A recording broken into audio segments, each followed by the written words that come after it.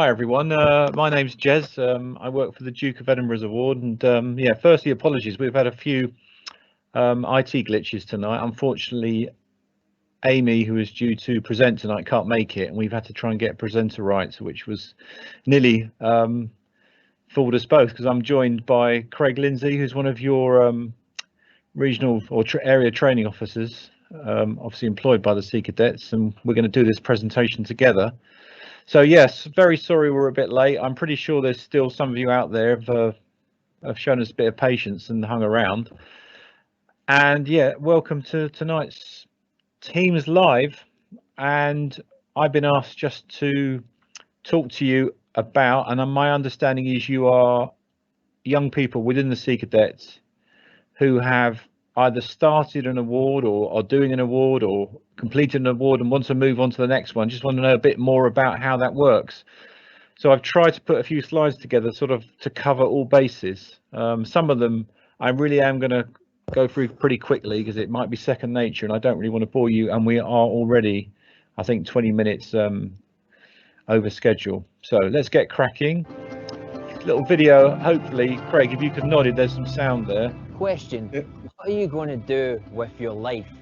I mean, you could go hiking, horse riding, mountain biking, go climb the top of a mountain, visit nature, explore wildlife, swim in the sea, find out who you're meant to be, fundraising, backpacking, go camping, overcome every challenge, laugh, cry, ups, downs, highs, lows, make friends for life, blisters and 1,000 midgy bites, cooking in the rain, throwing out smelly socks, going long walks, giving inspiring talks, receiving awards, bronze, silver and gold, be bold, work as a team, go after your dream, find purpose, get a vision, a sense of mission, never give up even when the going gets tough, overcome obstacles, learning that nothing is impossible.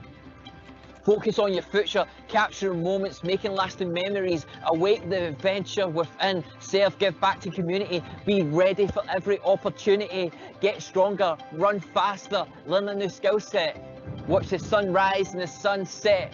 So why don't you join the family? Who are we? We are DofE.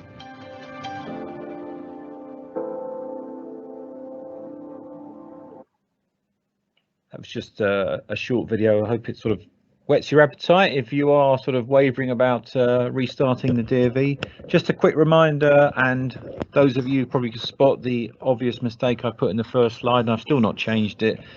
We are a Youth Achievement Award, but we started in 1956, not 1556. The Duke of Edinburgh is not quite that old yet. He's 100 next year, and we're committed to helping young people from all backgrounds. And basically, it's a unique personal development program, and then you go on to achieve your DofE. And we have a mission, very much, I'm sure, like you as the Sea Cadets have your mission, and that's just to inspire, guide, and support young people in self-development and recognise their achievement.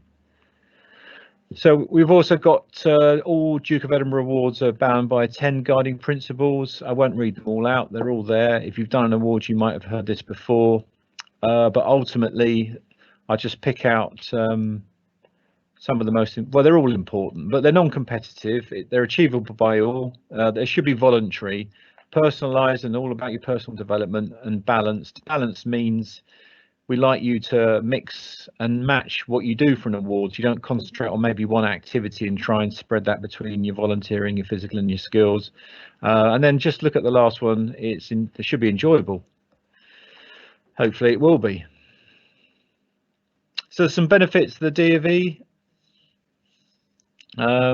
These are long-standing thought of benefits of the Duke of Edinburgh's Award, and they come from all aspects of your award. I will touch on briefly in a minute again what you have to do to complete an award, whether it's bronze, silver and gold, but they are some of the benefits that we see.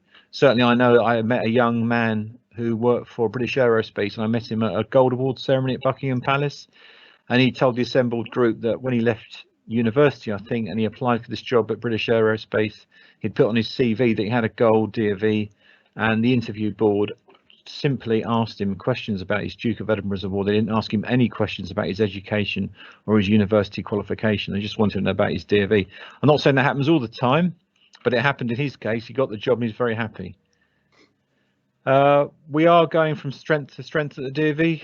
Like everyone else in the UK over the last 12 months, things have stalled, but certainly that figure of 295,490, that was the new starts in the previous year, so the year ending up to March 2020. We've had more new starts than ever, and just underneath that it says 72,577. That's young people from disadvantaged backgrounds started in that year. So we're not here just for the educated people in the big grammar schools. We're here for every young person, doesn't matter what school or background, whether they're in employment or not in employment or in a youth offenders institute. We're here for everyone to take part. So how does it work within the Sea Cadets? So you'll remember that you have a bronze, silver and gold. I've just put on there probably the most important thing to highlight is you've got your 4 sections for bronze and silver. Gold, you've got an extra 5th element, which is the residential. So if any of you out there thinking about starting your gold, you need to remember you've got to do the residential as well. And just the age requirements, talks about 14 plus, 15 plus, and for gold 16. You do need to be, when it says 14 plus, that's in that academic year. So you might be 13 now, and for silver you might be 14, but as long as you're going to be 15 in this coming academic year, you can enroll to do your bronze or silver. But gold's very simple, you've got to be 16. Section rules and requirements. Now I'm hoping this sort of thing will be all second nature to you, and we won't need to go through this in a lot of detail, but you obviously have to volunteer, you need to complete a physical activity, complete a skill, do an expedition, and for gold a residential. And these next slides, I'm sorry, Craig, I might fly through these and maybe people can ask questions subsequently, but you'll remember your timescales. Now, I'm assuming that if the assembled group listening to me now have all started an award, you probably at least started bronze or finished bronze, and you'd remember that you had to do 3 months for volunteering, 3 months for physical, 3 months for skill, an expedition of 2 days and 1 night, and you had to choose that extra 3 months for one section. But as you go up the award levels and you progress to silver, obviously the times go up. So if you are thinking about enrolling at silver now, you've got to do volunteering for 6 months and then your physical and skills for 6 or 3 months. But you need, if you've gone straight to silver and never completed your bronze, you need to do that extra 6 months in one of those longer sections. So ultimately, if you're going straight to silver, your award will take a minimum of 12 months because one section is 12 months.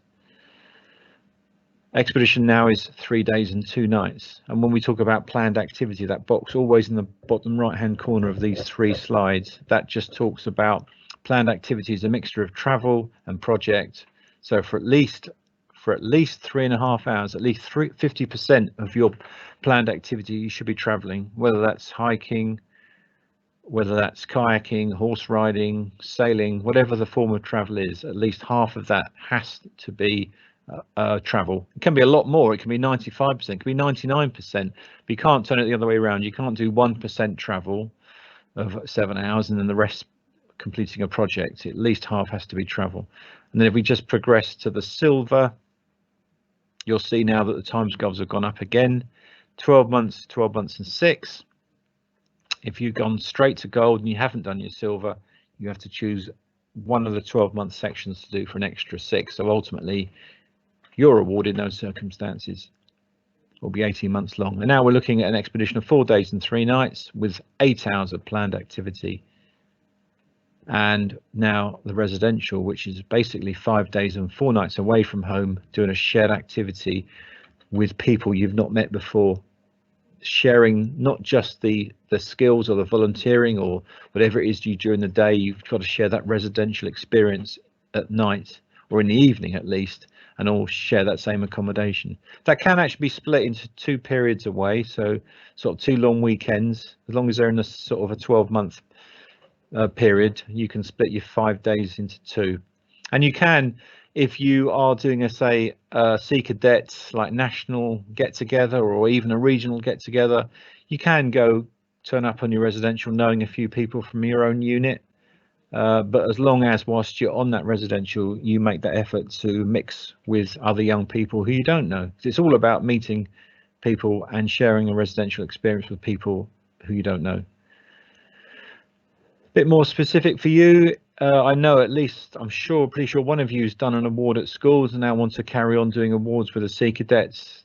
There's no harm whatsoever is if using what you do at the Sea Cadets to evidence your DofE, even if it like double counts. And by that I mean if you're doing an activity, say, look, we got seamanship and drill for skills in the middle box there. If you're doing seamanship to obtain some form of Sea Cadet qualification or badge, then there's no reason why you can't use that same skill activity to also evidence your DofE. So just have a little look at that. We're just trying to show here that a lot of what you do already will evidence DofE, and a lot of you might be doing this and think, well, I could be doing my DofE, but you have to have a DofE account. You need to be enrolled to do your bronze, silver and gold for these things to count. You can't just do all these things for 12 months then say to someone, I want my Duke of Edinburgh's award. You'd have had to have been enrolled. The expedition, they don't have to be land-based, they can be water-based, and the residential could be like an offshore Sea Cadet experience. And this slide really is, don't look too closely at the print, it's just an Excel of someone's award, how it's mapped out over 12 or 18 months. And it just helps me to sort of describe to you that, you know, if you're doing a residential activity with the Sea Cadets, then that will count towards your DofE, and that's done. If you're doing something physical at the Sea Cadets, you're sailing or rowing or doing something else, then that's done for your DofE as long as you're enrolled. Same for the skills. If you are doing marksmanship or drill, that will count towards a DofE skill, so you'll be doing that already.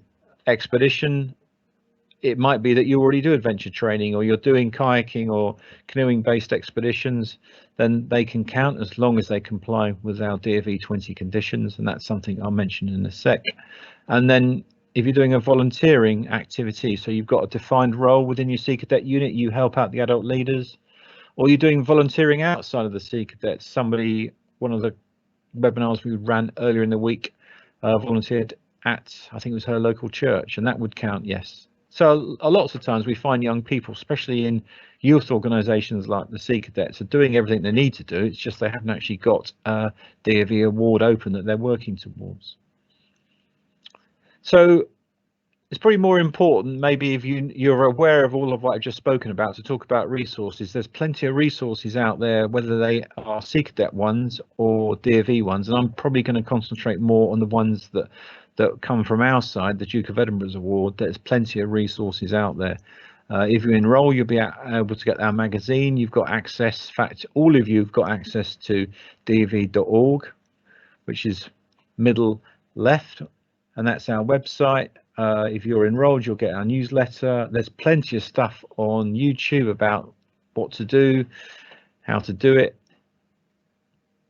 And some of those things at the bottom there are useful things to look at. They're just toolkits we have on our website. And the bottom right, I will mention that, I think, in the next slide, DofEWithADifference, which is our response to the pandemic and how we've tried to make awards as achievable now as they were back in that time before COVID-19. eDofE, if you haven't used this already for an award, which I doubt, because we've been using eDofE for I think at least 10 to 13 years. It's one or the other, I've forgotten, it's either 10 or 13, but you access eDofE via our website portal, and you can do it on your laptop or tablet, but now we have a proper eDofE app, so you can just access from your smartphone. So if you're a participant, it's by far the best way to log in and use the smartphone app. I always like to mention YouTube. I'm sure it's the same for everything you do in life. If you're not sure about how to do something, YouTube it. I do it all the time. If something goes wrong with my car, I think, oh, I'll YouTube it and see how someone fixes this. It's the same applies for the DofE. If you are doing an award, or you want to know how to upload some evidence, or you want to tell your assessor what to do, or your leader's not sure, just YouTube it.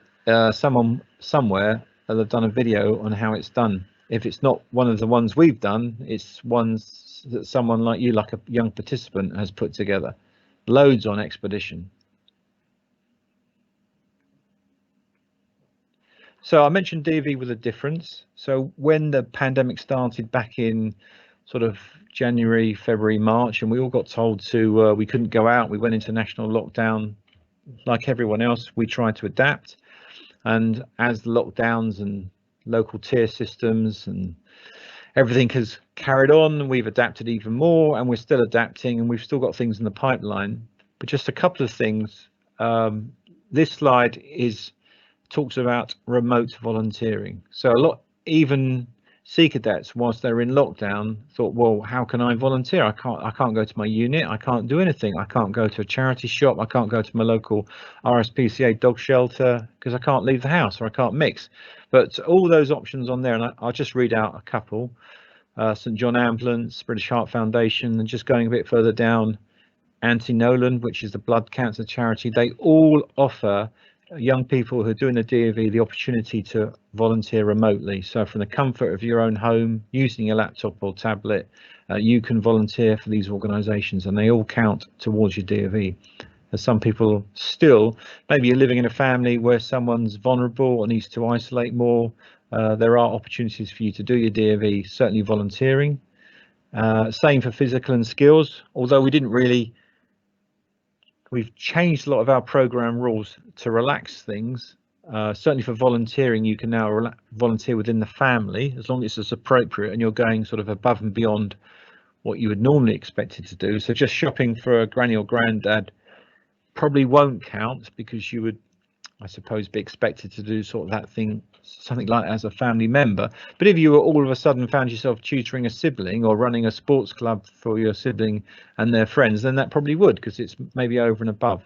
But we didn't really make those changes to physical and skills because we felt there was plenty of opportunities for young people to do physical and skills. And I just look at Joe Wick's top right there. It's made an absolute fortune, I believe, out of the pandemic, but you also got a lot of people up and moving, doing HIIT sessions in front of their own televisions. One thing we have made a lot of changes of, and this is probably quite important if you are either have completed awards or part way through awards, is we've made a lot of relaxation to expedition rules. So you'll know that a DofE expedition has to comply to 20 conditions, has to be supervised by someone as a trained supervisor, and there is a massive network of supervisors in the Sea Cadets. It also has to be assessed by a trained assessor to make sure you've complied to those 20 conditions, and there's a massive network of assessors in the Sea Cadets. But some of the things that we've amended, so please have a think about these and take them back to your unit or mention things to your leaders. So we used to always say that practice and qualifying expeditions, there should be a gap. So you do your practice, you go home for at least a month, you come back, you finish your qualifying. But now at Silver and Gold, quite happy for those to be done back to back. Maybe not something now for December, but certainly next year when the weather warms up, and hopefully we start to get back to some form of normality like Boris Johnson promises us from April. That could help, certainly help you complete awards. Expeditions can take place more locally, so gold expeditions used to be done, well, normally would be done in wild country, so you'd have to go from where you live to a wild country area like Snowdonia or the Lake District or virtually all of Scotland to complete your gold. Now that's not necessary, and we've relaxed those rules, so you could use country which is more local to you. And the third one there, gold practice expedition, can count towards a silver qualifying. So I'll just break that down. If you're listening this evening and you started your silver and you've not been able to complete your silver because you couldn't complete an expedition, there is no reason whatsoever why you can't still enroll to do your gold. And if next year you get to do your gold practice, then that will automatically qualify as your silver qualify. I've used qualify far too much, but it will automatically qualify your silver expedition. So in which case you'd have ticked 2 boxes at once. So just taking that a step further, if you're listening tonight and you're doing your silver and you've completed your volunteering, physical and skills, but can't complete your expedition because of COVID, then why not think about enrolling at gold? And then next year do a gold practice, and that will tick your silver qualifying off automatically on eDofE, and you'll get your silver award. And the same rule applies, I don't know why it's not on there, if you've started bronze and you've not been able to do your expedition because of COVID, so you'd have completed your or worked towards, but you can still complete your volunteering, physical and skills. Can't complete expedition because of COVID, why not think about applying to do your silver, and then next year when things improve, do your silver practice, and that will automatically on eDofE tick off your bronze award entirely. Not sure everyone is completely happy with the fourth bullet point there, so you don't necessarily now have to actually camp out overnight. You can do all the activities during the day, but if it suits, you can.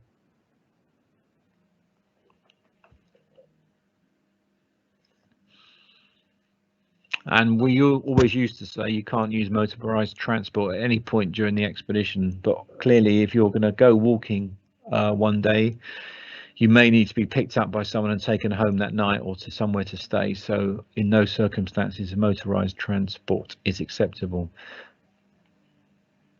I didn't mention, sorry, before I go any further, I didn't mention we've also introduced under DofEWithADifference something we call our Certificate of Achievement. So if I sort of go back when I was talking about if you've completed, say, for bronze, your volunteering, physical and skills, then you would be eligible to receive a certificate of achievement from our chief executive, and it's a nice certificate. It's not a full award, but it just congratulates you on completing those 3 sections during the pandemic. And the same rule applies for silver. If you've done those 3 sections and you've completed them, you get a certificate of achievement, and at gold, if you've completed your volunteering, physical and skills, you can get your certificate of achievement. I've spoken a lot. There's another little, this is from our website. This is the sort of thing that we have to play and to help. It's not playing, Craig. There we go. Just have a quick, where I just gather my thoughts.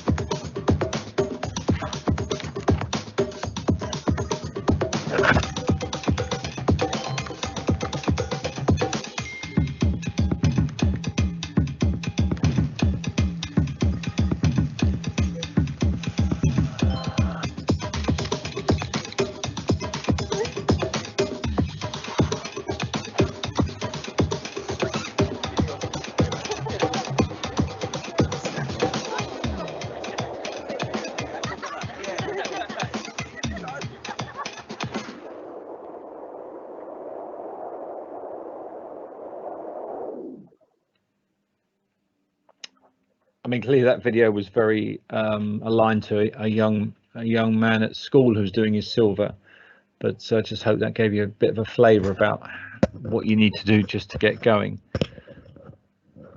So I've just put a few next step slides here. If you are listening to Craig and I tonight and you think, yeah, I would like to do my DofE, then what you need to do, I think next step would be to chat to your unit lead. We like to think that every unit in the UK Sea Cadets has a unit lead. I know not all do, but if you have, speak to your unit lead. If you haven't, probably the best thing to do is let Craig and I know tonight, because we can put you in touch with other DofE sort of supporters within the Sea Cadets. There is still an application form for the DofE Sea Cadets which you'll be asked to fill out, and that application form will go to your area staff officer DofE. So you've got 6 areas up and down the country in the UK, and each one has got an area staff officer who will create your place on eDofE. Now, everyone doing the DofE should have a leader. The leader doesn't necessarily have to have any DofE related training, but you will have to have a leader nominated on eDofE. If you're at a unit which doesn't deliver the DofE and no one there wants to be a leader, then please let us know subsequent in the Q&A later, because we can put you into like a virtual group and you can be supported by one of the area staff officers, or even the HQ staff officer, a lad called Steve Coles, who unfortunately can't be with us tonight. So once you've spoken to your leader, whether it's face to face or it's one of the staff officers, you just get started. Hopefully you're going to go on and complete, and you're going to celebrate. And then if you've still got, because the awards go, you start bronze, you do your silver, you do your gold. You can skip awards and go straight to a high level, You can't go down an award. You can't do your gold first and think, I would like to do my bronze and silver now. That's just not possible. But if you can, we would say progress to the next level. This is a lot of infographic on this slide, but it's just to try and show you that within the Sea Cadets there is a national system in place to support you. There's a network already there. So at the very top, you as the Sea Cadets are seen. We title you a national operating authority. So you're a group that's got a national footprint that delivers the DofE, and we call you a NOAA. But don't worry too much about that. And at the very top of the sort of command chain for DofE is Steve Coles, who's your HQ staff officer, and also your DofE manager. And then underneath Steve, he's got 6 area staff officers, and the areas are all split down there. I'm sure you recognise them better than me. And under there, we've got districts, and I know Craig, who's on the call tonight, is keen to, certainly in his area, the southern area, is to get districts sort of DofE leads as well. We haven't quite got there yet, but most have. And then underneath the districts, you've got your units, and that's where you will sit, hopefully, with someone who can be your leader. So there is pretty much full coverage for DofE delivery in the Sea Cadets, but we are aware there is the odd gap. Certainly places like Cornwall, delivery and participation is very low. I won't dwell on this slide too much. It just talks about probably what I've described previously about Steve at the very top. Underneath him, he's got his area staff officers, and it says there award verifier. That's basically someone who's trained by us to approve and verify awards when you complete them. So when your leader thinks you've completed an award, they need to be independently verified. Then you've got the leaders, which I would imagine are the people that directly support you or might be your leaders, whatever their rank or what you call them in your unit. And then assessors. So they're people that assess each section, and they can be like volunteers for the volunteering, the physical and the skills. But as soon as you get to expedition, they would have had to have undergone some form of DofE training. Just going a little bit back to resources, this is just a screenshot, a snip from our website Opportunity Finder. So if you did decide to enroll on an award or move up an award, or you're halfway through an award and a bit stuck, then just go onto our Opportunity Finder and you'll be able to filter down to Opportunity Finder for participants, and then you'll see underneath, and you can filter down even further to which award you're doing, and even further which part of the award you need some help with. And it will come up with ideas for volunteering. It will come up with, if you're unable to do a residential with the Sea Cadets, it will come up with free opportunities even to do residentials elsewhere. So it's just a useful tool. It's all on our website. And the similar vein is the resource center. So same thing, plenty of resources, just it's all about filtering down to what you need to know, and we should be able to answer your question. So I've flown through that because I know we are massively over time, and I really wasn't sure the level of knowledge or what sort of questions we might get this evening. So I think, Craig, has anyone asked any questions, or would you like to add anything about what I've covered?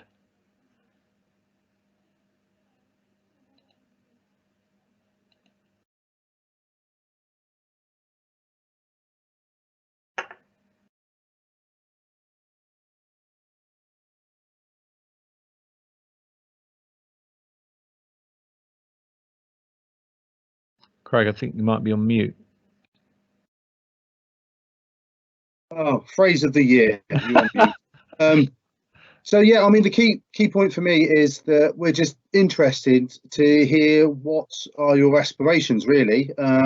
You've signed up to this event tonight about the next step, so it does suggest you've done something, but you may be all at various different stages. So please feel free to ask any question about guidance or what you need to do and all those sorts of things. It is about that, and it will help us give a guide on to what advice we can give you, because until we know what stage you're at or where you want to go to, it's difficult for us to do that. So please use the Q&A. If you haven't found it yet, you'll probably find a little, on the bar, there's a bit where it's got a question mark in a box. If you click on that, it will bring up the live Q&A. If you want to just ask any questions, please do, and I'm sure myself or Jez will be able to help you out and point you in the right direction. Whilst we're waiting for the first question, hopefully to pop up, you may have heard of something called the Resilience Fund, a DofE Resilience Fund. I don't know whether that was part of the joining instructions or the advert, and that is basically, we have some money available to allow people from disadvantaged backgrounds to start an award for free, so there's no enrolment fee. And the way we describe disadvantage, which we work it out, is by IMD codes, which is, it really goes on your postcode, and it's a government code about areas of deprivation in the UK. So if you think you might be disadvantaged like that, or you think your centre is in a disadvantaged area, then we basically need to run the postcode through a little government website, and if it is, then we can allow you free places. But that's, if you think you're entitled to that, you'd probably best ask myself or Craig, and we can do the rest for you. Well, there's no questions yet. They'll come through.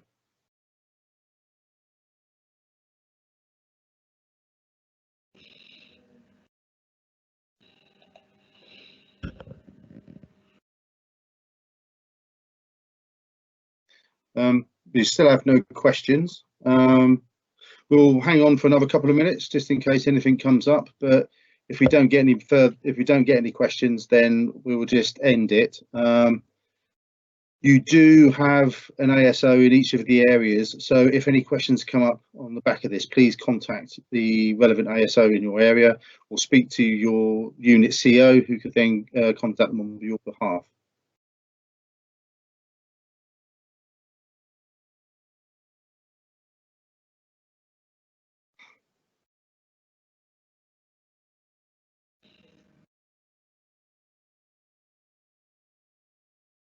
Well, there's no questions coming through, so I think what we just do is we end the meeting. Thank you for being patient and persevering with us at the start while we overcome our little issues.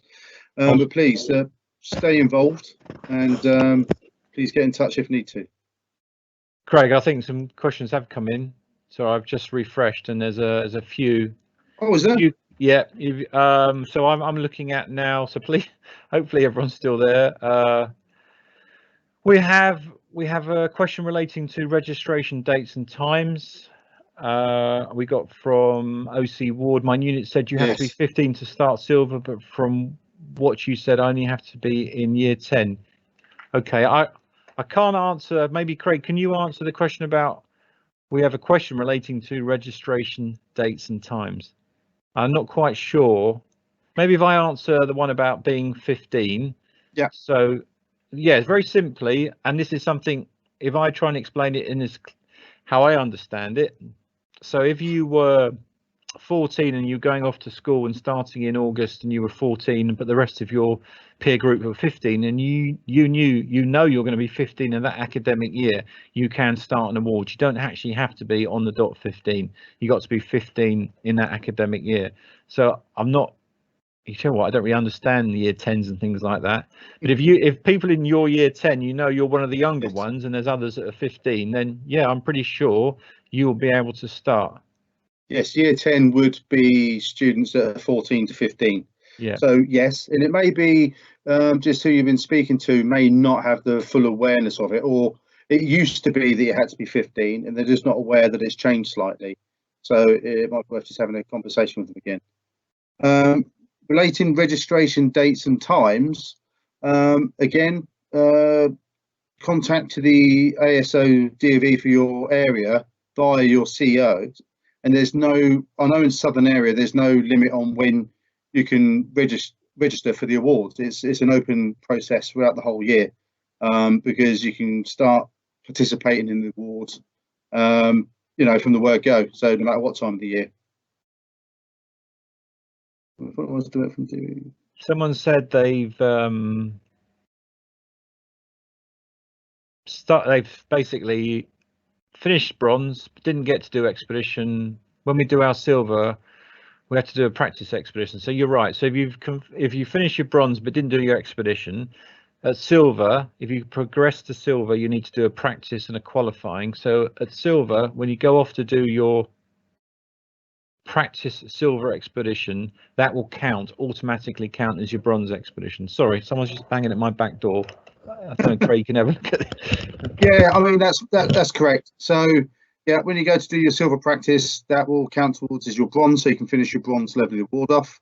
There's a question just before that. It says, we've been following advice direct from DofE relating to cadet activities and sections. Community more local area has been limited.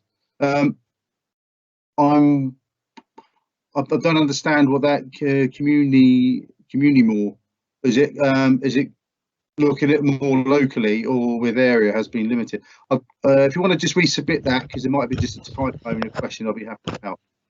Is it okay to contact national lead for advice? I would suggest that it's best to go through your CO. I mean, there could well be district staff officers that look after it, particularly in Eastern. I know they have more. We have 1 or 2 in Southern area. So you need to go through the chain of command. But obviously, ultimately, if you're asking those people and you're not getting a response, then you may have to. But I would try and get in touch with via your CO to the area training manager if he's not getting any joy. Can you provide recording from tonight and contact details to us all? I don't know. It's part of a technical learning thing for this evening. I'm not sure. I don't know whether it's been recorded. I don't know whether it's been recorded, whether we can provide it. But if you do have, if you can't remember all the information for this evening, Jez did share the DofE website. It's got lots of information, and failing that, just contact, your area staff officer, DofE, through your CO and the chain of command. All right, anonymous at the bottom. I've asked several questions, but they don't appear to be coming through. I've asked several, but aren't going through. But those ones are coming through. So do you want to just resubmit what those questions were again, and then we'll endeavour to answer them?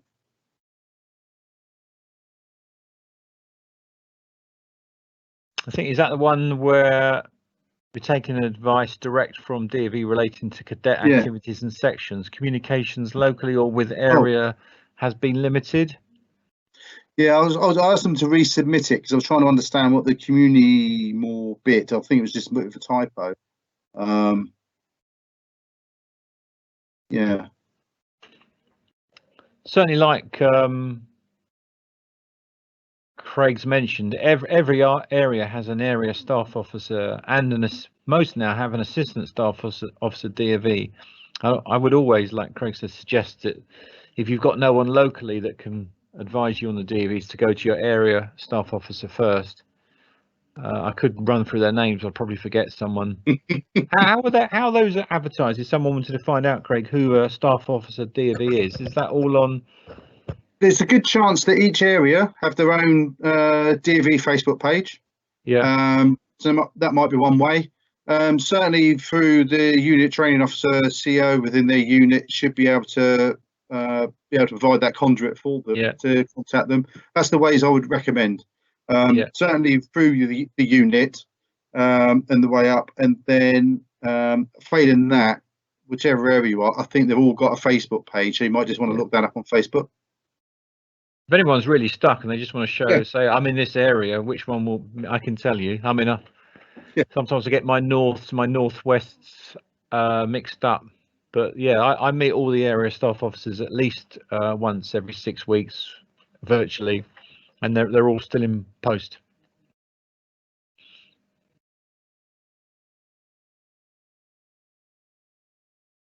Are there any others coming? No, there's no more coming. In response, yes, it is being recorded. I don't know if or when it will be shared. Down to 2 attendees, so.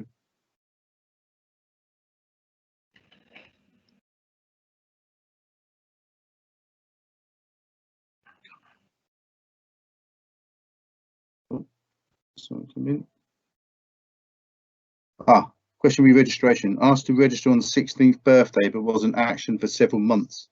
I've been doing all activities since turn 16. I've asked if I can be backdated. Jez, do you want to take that?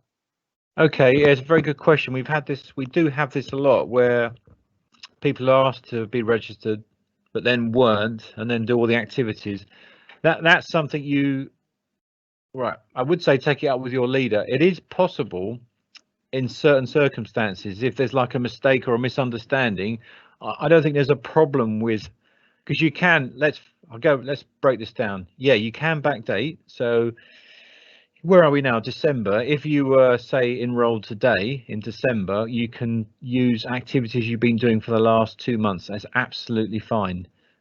If you have been enrolled like in December, but you think, no, I should have been enrolled in June, that's when I asked to be enrolled or completed my application form, then I would suggest you speak to your leader or go to the area staff office and say, look, there's been a misunderstanding here. I thought I was enrolled, but I wasn't.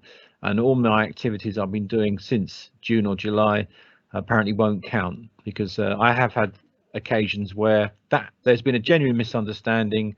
Someone thought, or there was an application form sitting on a desk, and then yeah, there is a way that someone sort of higher up the admin level could maybe backdate you, but it's all on individual circumstances. So I would suggest either speak to your leader, or if you're not happy with that, I know it's when you're told something you're not happy with it and go to someone else isn't right, but yeah, maybe have a chat to the area staff officer.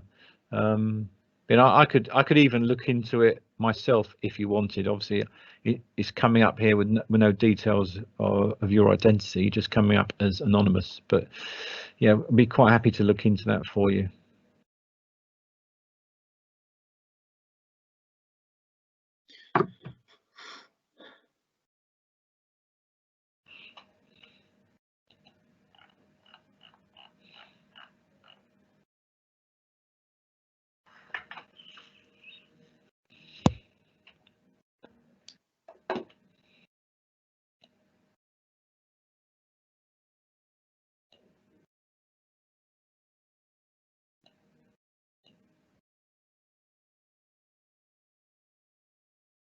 There doesn't seem to be any further questions. I'll allow a little bit of time for typing from Anonymous, just in case there's any follow-up on their last question, I should say.